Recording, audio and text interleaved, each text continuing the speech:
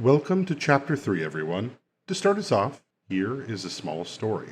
A thick, pungent smoke sunk slowly down to the broken bathroom tiles of the Easy Stop. Its purple hue clung to everything it touched. The walls were already dyed a floral lavender from the sink down. This wasn't the first time Mole lit up in this bathroom, and he knew he wasn't the only scrapper who liked to partake in this particular grime-covered shithole. Hanging on the wall over the sink was a shiny metal plate. Easy Stops didn't have mirror. They were not that kind of place. Mole leaned into the plate, ignoring the scratched graffiti, and focused on his own eyes. He liked to watch as the moss hit. The whites gained a sheen like an oil slate, slowly rolling out from behind his lids. The rainbow pools danced and sparkled in the dim flickering light above. Someone pounded at the door. His pupils started to change. One grew wide open, completely engulfing the yellow-orange iris. The other shrank down impossibly small, almost non-existent. An old memory swam to the surface of his thoughts. His mind went back as he remembered Grell Gnu laying upside down on the couch, his tendrils splayed out in all directions. He spoke of the moss, how it opened one's eye to the past, but closed the other to the present. Whipping his arm out, Grell made a swirling motion. Sometimes Crow got it wrong, and you would see the future instead. An angry, muffled voice cut his reminiscing short. From the other side of the door came vague threats, but Mole barely paid them any heed. He pulled back from the plate mirror and touched his tendril. He had banded 3 of them. The rubber was tight, and it cut circulation off. Those tendrils were red and shriveled. About a week longer and they would fall off. Reaching to his neck, he flicked on the second-gen privacy hood, a metal collar that sat heavy on his shoulders. It flicked on with a faint hum and bathed his face in ultraviolet light from a light band he personally installed on the inside of the collar.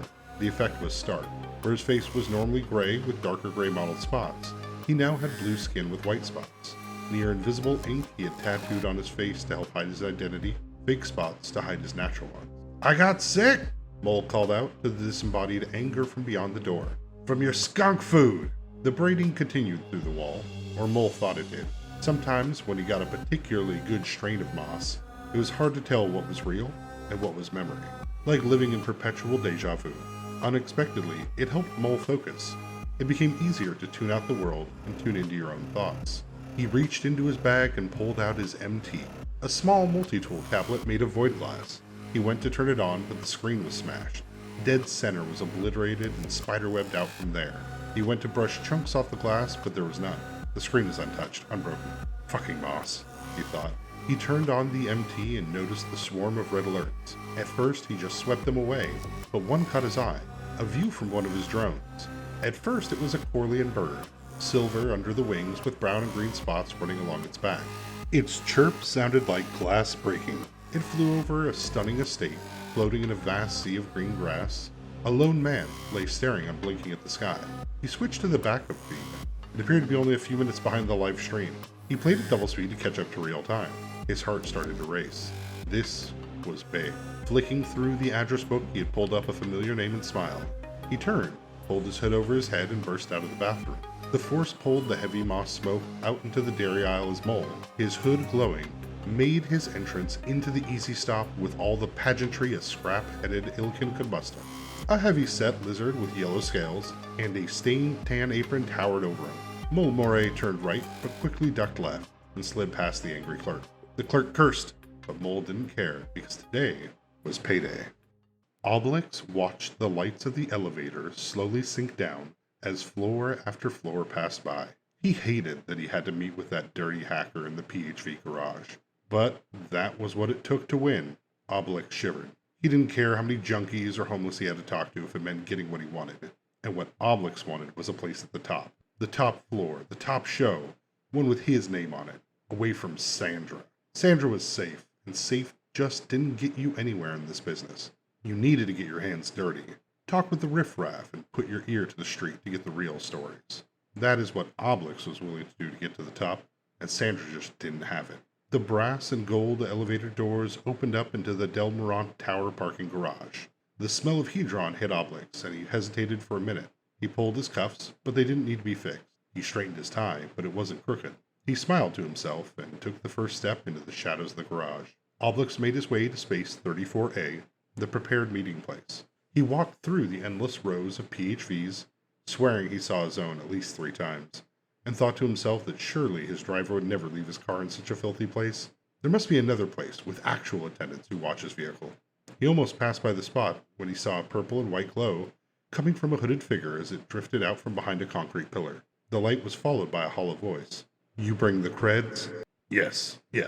40,000 split between 10 different ships, and 10 different accounts, all from different names and different banks," Obelix said as he pulled a velvet pouch from his jacket's inner pocket. Obelix continued as he held out the chips. "I had to make 3 phone calls to get those accounts pulled together on such short notice. This had better be worth it." The voice echoed from the privacy hood. "Oh, it's worth it. I promise you that," and slid a multi-tool down into the short Lykel's hands. The shadowy figure shifted uneasily as Obelix fumbled with the screen. Obviously, he had people who did this part for him, but he persevered and finally found the on gesture. It opened to a scene looking down on a house. Obelix immediately recognized the grounds as Judge Jotar's sprawling estate. He had had drinks with the judge on one occasion when his station broadcast a fundraiser. He quickly learned the judge had a fondness for expensive Corleone wine, a quirk that Obelix hoped to take advantage of at some key moment in the future. He hit the play gesture and the screen took life. Obelix was entranced by what he was seeing on the multi-tool. A body sprawled in the grass, looked to be a butler or driver of some sort. Obelix turned on his heel and ran back towards the elevator. The clicking of his shoes was the only sound. He slammed the button and waited among the PHVs and the repeating chime of the lift making its way down. "Judge Jotar," he thought. "I guess you won't be needing that wine I've been saving. It will make for a fitting toast tonight when I finally get what I deserve." "Give me camera 4!" The center screen in a wall of void glass monitors shifted images to one of an empty chair. "Where the fuck is Obelix?" The void looked to his watch. "We're on in 10. Sandra held a small mirror up to her face as she critiqued Delori's makeup work. Her voice came over the mic into the production booth. "Bijak, honey, I can run snow days all by myself. We don't need him." Bijak rubbed his temples and looked at his page working the monitors. "She freezes the moment the teleprompter goes blank. We need Obelix." "Your prayers have been answered." The Lykel strolled into the room with a small multi-tool under one arm and a pompous grin on his face. Obelix sauntered over towards the production center and handed the page the multi-tool. "Get ready to play this on my cue." "Oh, hell no." Bijak put himself uncomfortably close to Obelix. "We are not doing this. I am not going to play some unvetted scrapper's fever dreams again." Obelix took a step back, brushed a non-existent piece of dust from his chest, and looked up at Bijak. "This will be the last time, I promise. We already use a 5-minute delay. If it gets weird, we just cut and resume our regular drivel."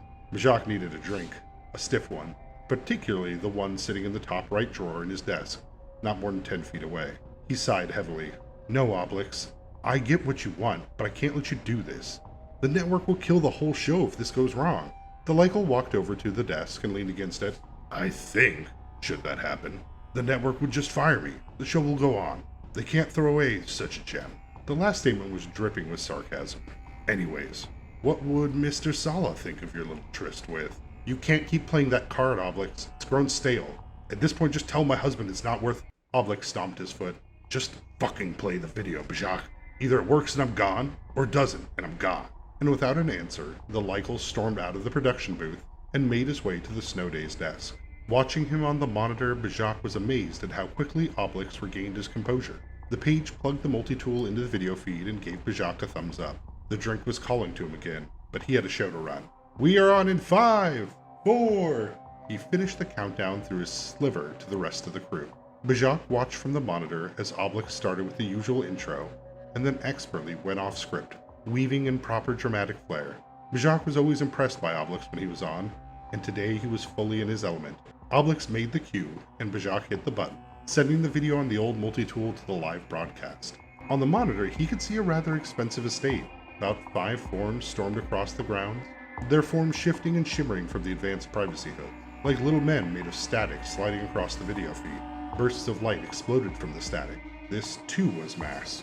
The sounds of gunfire completely muted, though the shattering of glass and the scream of a fallen groundskeeper were jarringly loud.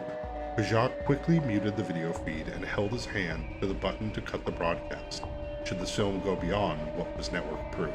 They were already skirting that line dangerously close. Obelix let the video play for just long enough before his voice came in, giving context to the violence on screen. "What we are seeing is the Honorable Judge Jotar's humble estate. His capable help left in the dirt, as what we can only assume are Amon's soldiers storming the grounds and clearing up their recent troubles in the higher courts. Just this last week, Judge Jotar was called to be a special mediator in the Houses vs. Amon case. The Houses are demanding to know what's going on with their clandestine behavior, with their secret labs. Bajak hit a switch, sending the video feed back to Obelix. Camera 4. On cue, Obelix turned to the camera. The door exploded off its hinges. Bajak was flung forward by the force of the blast. He slammed into a panel of monitors and fell to the floor. Staring up at the cracked screens from the floor, Bajak watched as armored figures stormed the studio. Sandra was thrown to the ground, a rifle pointed directly at Obelix. The markings have been filed off, but it's hard to remove the Amon red and blue. Bajak groaned as he tried to get up. He should have had that drink. To his left, the page wasn't moving.